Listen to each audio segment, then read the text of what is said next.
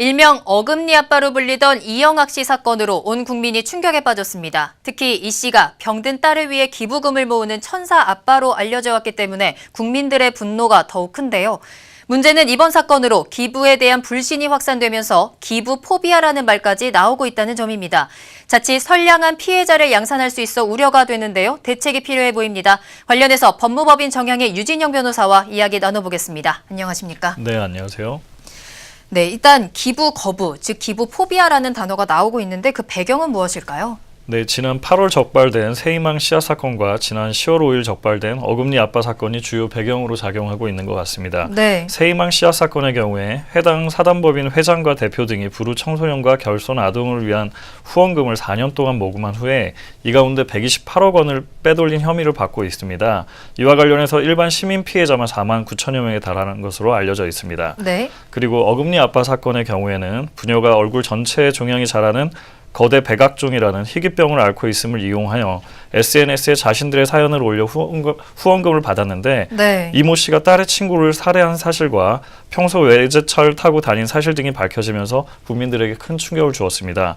이와 관련하여 우리 국민들이 꼭 필요한 분들을 위해 써달라며 선의로 내놓은 기부금들을 악용하는 사례들이 늘고 있는데 기부금 관리 및 사용 내역을 관리 감독할 시스템마저 부실하다는 사실이 드러남으로써 기부 포비아 현상이 나타나고 있는 것 같습니다. 네, 아무래도 기부에 대한 불신, 기부를 믿지 못하겠다라는 마음이 점점 커지는 것 같은데요. 이렇게 이영학 씨가 호화 생활을 하게 된 데는 정부의 잘못도 있다라는 지적도 계속해서 나오고 있거든요.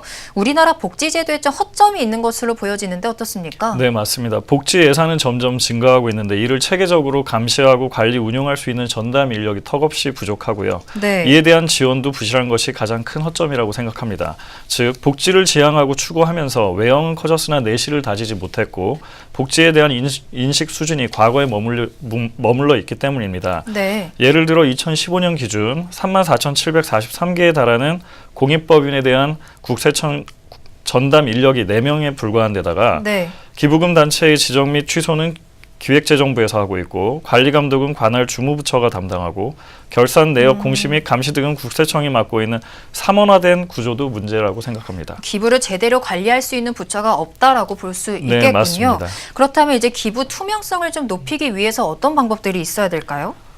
기부 투명성을 높이기 위한 방법은 단체 및 개인 계좌의 기부금 운영 현황을 공개하도록 제도적으로 의무화할 필요가 있습니다. 네. 또한 기부자들의 기부 대상 재단이나 개인에 대한 사전 조사도 굉장히 중요합니다.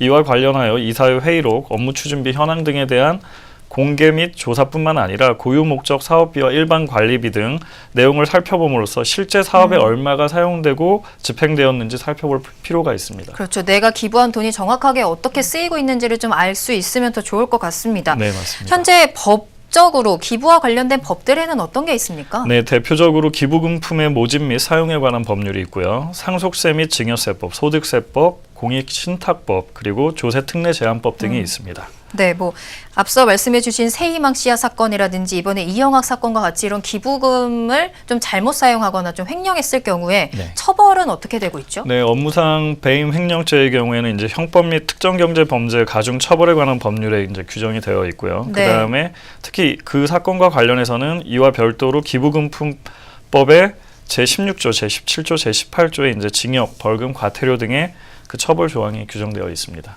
조금 더 자세히 말씀해 주신다면 좀 처벌 수위가 어떻게 되고 있나요? 처벌 수위는 이제 특경법상 업무상 횡령 배임의 경우에 5억 이상 50억 미만 횡령의 경우에는 3년 이상의 유기징역이 처하도록 되어 있고요. 네. 50억 이상을 횡령한 경우에는 5년 이상 또는 무기징역 이상의 징역에 처하도록 되어 있습니다. 그렇군요. 아무래도 계속해서 이런 문제가 나오다 보니까 우리나라의 기부 문화 제도, 관련 법이나 제도에 대해서 개선이 시급하다라는 목소리가 나오거든요. 네, 맞습니다. 최근 인터넷과 모바일을 통한 기부형 클라우딩 펀딩 및 온라인 모금을 전문으로 하는 온라인 플랫폼이 증가하고 있으나 현행법은 정보통신망을 이용한 기부금품법 모집에 대한 규정이 없어 기부 환경의 변화에 적절하게 대처하지 못하고 있는 실정입니다. 네. 이번에 이와 관련하여 더불어민주당 김병욱 의원이 클라우딩 펀드 및 온라인 모금 사이트 투명성 강화를 위한 내용의 기부금품 모집 및 사용에 관한 법률 개정안을